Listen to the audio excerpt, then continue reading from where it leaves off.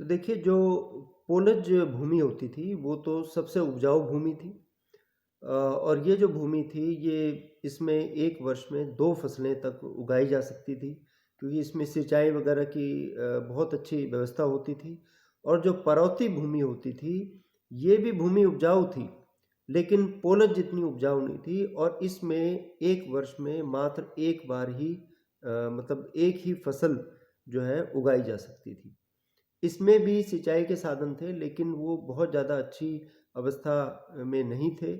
और इस भूमि पर अकाल का प्रभाव भी कम पड़ता था। इसके बाद चाचर, मैंने आपको बताया, चाचर भूमि जो थी ये मध्यम दर्जे की भूमि थी, जिसमें लगातार फसलें नहीं होती थी, बल्कि ये 2-3 साल में इसमें फसल हुआ करती थी। It was not so fertile as पोलज और परौती। ठीक है। और ये मुख्यतः ये जो भूमि होती थी, चाचर भूमि, ये प्रकृति पर निर्भर थी। अगर लगातार बारिश होती थी तो यहाँ पे फसलें हो जाती थी। बाकी और जो समय था वो अकाल का साया सा इस पे रहता था। एक भूमि होती थी बंजर भूमि, जो कि सामान्यतः जोत भूमि में नहीं आती थी। मतलब इसमें इसको जोता नहीं जाता था, क्योंकि ये समतल नहीं थी, लेवल नहीं थी, रेतीली थी और पानी की इसमें कमी थी।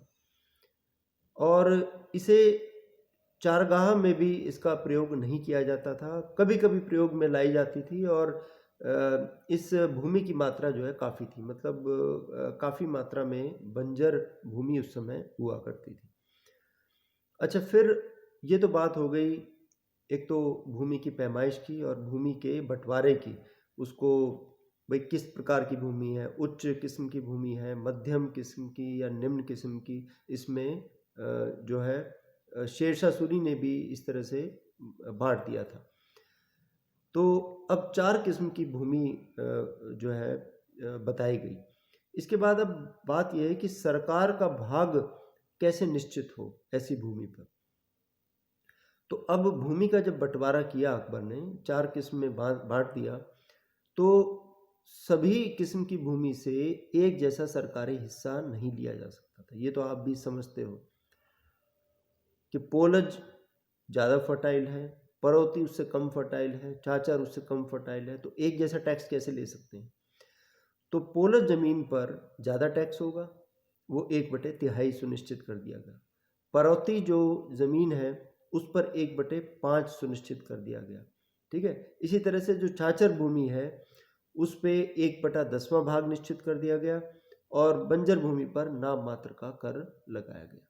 तो इस तरह से पोलज, परौती, चाचर 1/3, 1/5, 1/10 भाग जो है भू राजस्व के रूप में लिया जाता था।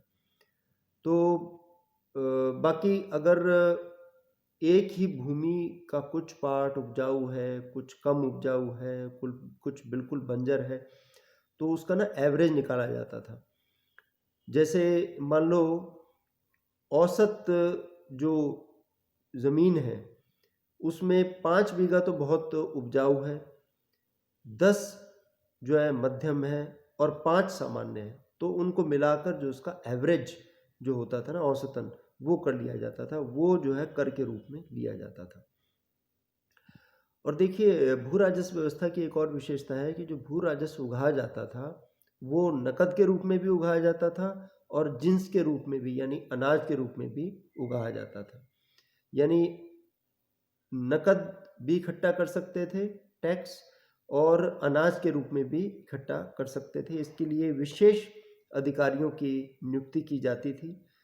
और ये जो विशेष अधिकारी होते थे, ये आमील, खजानेदार, कानूनगो, पटवारी हुआ करते थे। तो इनकी मदद से जो है टैक्स कलेक्शन का जो रोल है वो अदा किया करती थी सरकार। जो है टैक्स कलेक्ट किया करती थी, और उनको ये हिदायत थी दी जाती थी कि जो है ना, कर वसूलने में ज़्यादा ताकत का प्रयोग ना करें। जैसे किसानों से कर वसूलने के लिए जाते थे तो ये ताकत का प्रयोग ना करें। और अगर कोई ऐसी प्राकृतिक आपदा आती थी तो करों को माफ़ भी किया जाता था। जैसे कोई आपातकालीन जो अवस्था हो जाती थी, तो ऐसी स्थिति में कर माफ़ भी कर दिए जाते थे। बाकी जो है हमारा वो हम अगले लेक्चर में पढ़ेंगे। Thank you.